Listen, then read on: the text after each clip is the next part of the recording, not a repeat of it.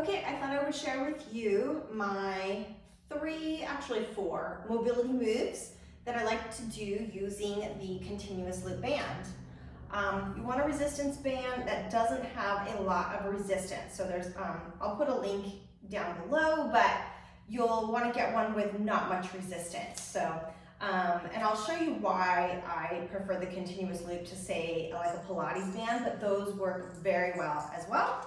So for the first thing, we're going to do a band pull apart. So for this one, it's going to depend on the band you have and how strong you are. When I have new clients who don't have a lot of strength, I have them single up the band because it's just too hard to keep it doubled up. But if you're a little bit stronger, then keep it doubled up. So what you're going to do is you have options here. If you're strong, you can put your hands more narrow. And if you're not so strong, you can put your hands a little wider. So you do want a good bit of resistance. You want that shoulder girdle, all the muscles around that shoulder girdle to fire. So we want to grip the band, keep your wrist neutral. A mistake I commonly see is wrist popping up. So keep your knuckles down and your wrists somewhat relaxed. Make the movement come from your shoulder blades. So pulling apart, squeeze the shoulder blades. We're warming up all the muscles around the shoulder and in our upper back, right? So make sure you're breathing, exhale, pull. I like to just do a couple sets of 10 because I am gonna do a little circuit here. So if you were just doing this, you might do up to 20, and these are great to do every single day, especially if you work on a computer and or just have posture issues in general, or neck or shoulder pain. But definitely start conservative. So you do 10 of those. Next, we're gonna do something called a no money. Palms are gonna go up like you're holding a tray, but we're gonna grab our band. Now, if the band is too much, you could actually just do your body weight. You wanna focus on keeping your shoulders depressed and trying to squeeze your shoulder blades together. Adding the resistance just gives your muscles something to react against, or resist against. So make sure the band is just singled up here. This one you definitely want very little resistance. Pack your shoulders down, try to keep your elbows in, neutral wrists again, knuckles forward, and then try to tuck your chin and think of just bringing your shoulder blades slightly together. I think less is definitely more on this, because if you try to over pull, you're probably going to use the wrong muscles. So shoulders down, elbows down, chin tucking, stay tall, tailbone down. We're looking for perfect posture. Breathe and just try to squeeze your shoulder blades, okay? So we do 10 of those.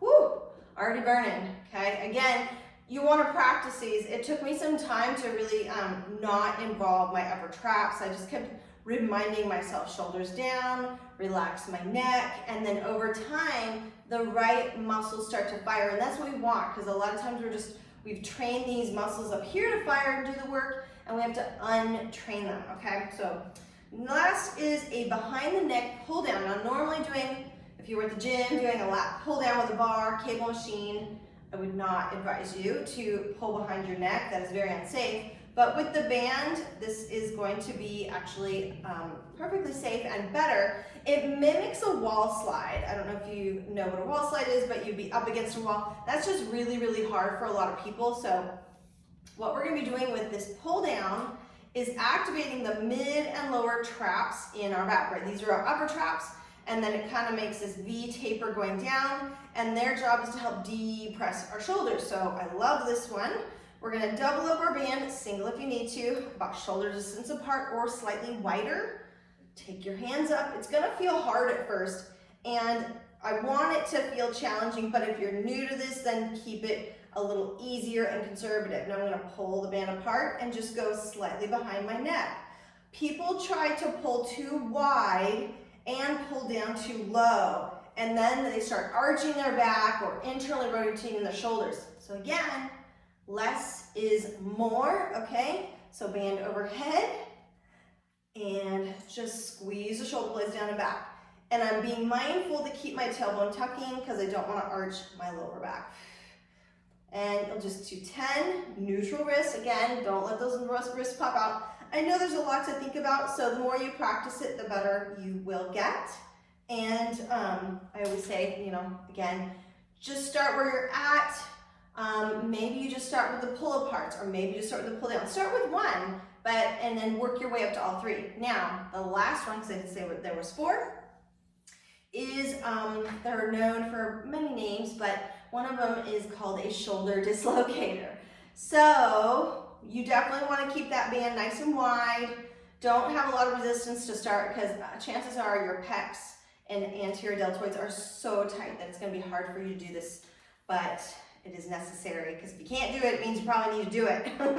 Pull the band apart, keep your buns tight, so squeeze your glutes to keep your lower back from arching, and we're going to go all the way, pull the band apart, open your chest, relax your neck, try to come down to the hips, and then reverse that movement, and then we're going to do that 10 times.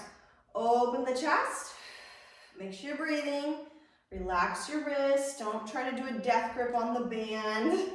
We want to just relax the muscles, rotate through that shoulder socket, right? We don't want to elevate the shoulders. Common mistakes I see are people bending their elbows and then shoulders popping up. So watch yourself in the mirror, and that will help you keep your form, to keep your shoulders down. And just make it smooth and slow and controlled. And the more you do this, the better it'll get. You'll just find your posture improve, neck pain reduce, shoulder pain reduce, and just overall everything feeling and looking better, and you'll just notice it. And that actually helps your breathing too. When our shoulders are underboarded, we can't take full deep breaths, but just gives you that feeling of confidence. And honestly, that translates to your brain actually feeling more confident when you have that posture. So give it a try. Let me know if you have any questions, and